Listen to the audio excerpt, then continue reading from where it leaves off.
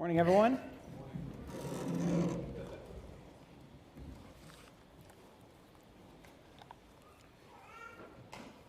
If you've attended the church for very long, raise your hand if you think I talked too quickly. Okay, the fact that only a couple of you raised your hand is a reflection of the way Katie has helped me in my preaching to speak slower. And if you haven't heard me say anything I shouldn't have said for quite a while, that's also a reflection of Katie going like this when I'm preaching.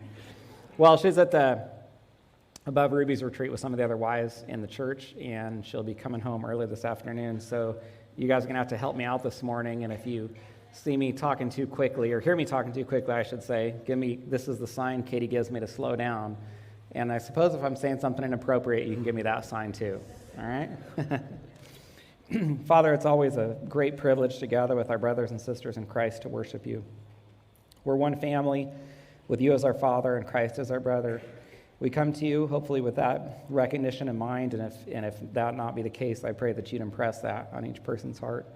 We're a family, Lord. It's a privilege to preach this sermon and hopefully better establish that vision that's largely been the vision for this church prior to me even coming, and I thank you for that and for burdening men to have us worship as families.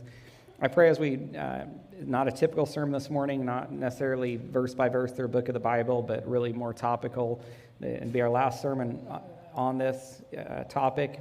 And I do pray, Lord, that you'd help really for this to serve as an anchor in terms of establishing in our hearts why we do things the way we do them here, why we would worship as families, why we would see ourselves as family integrated and enjoy having children around, being part of our services and our activities and events. I don't know people's familiarity with this approach. If they've been here for some time, they'd have familiarity.